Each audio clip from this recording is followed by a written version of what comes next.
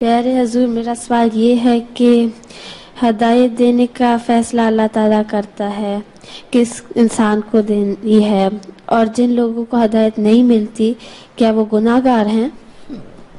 سوال یہ ہے کہ اللہ تعالیٰ یہ فرماتا ہے کہ مجھے پتہ ہے کس نے ہدایت لینی ہے. ٹھیک، اللہ تعالیٰ کو انسان کے انجام کا پتہ ہے. ٹھیک، اور اللہ تعالیٰ یہ فرماتا ہے کہ تمہارا کام پیغام پہنچانا ہے تو اپنا فرض ادا کرو. حضرت صلی اللہ علیہ وسلم کو بھی یہی فرمایا کہ آپ کا کام تبلیغ کرنا ہے. حضرت نے فرمایا آپ تبلیغ کریں. ان کو ہدایت کون پتہ ہے کون نہیں پتہ یہ مجھے پتہ ہے کس نے ہدایت پانی ہے، لیکن ہدایت ضرور کرو. اس لیے حضرت صلی اللہ علیہ وسلم نے اپنے زمانے میں مکہ کے لوگوں کو تبلیغ کی نا، ساروں کو، سب کی ہدایت کے لیے دعا بھی کی ہوگی. ٹھیک، بلکہ آپ نے دعا کی دو آدمیوں کے لیے کہ اگر یہ دو مجھے مل جائیں تو میرے پاس ایک طاقت آ جائے گی. ان میں سے ایک ابو الحکم جس کو بعد میں ہم ابو جہل کہتے ہیں وہ تھا، اور ایک حضرت عمر تھے.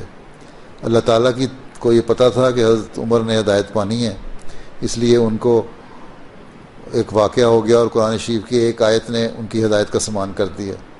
ٹھیک، اور ابو الحکم جو تھا وہ ابو جہل ہو کے مر گیا، اس کو ہدایت نہیں ملی. ٹھیک، اس لیے ہمیں نہیں پتہ کہ کس نے ہدایت پانی ہے. ٹھیک، لیکن ہمارا یہ کام ہے ہر ایک کو ہدایت کا پیغام پہنچائیں. ٹھیک، اور اگر کوئی ہدایت نہیں پاتا تو وہ اپنے عملوں کی وجہ سے نہیں پاتا.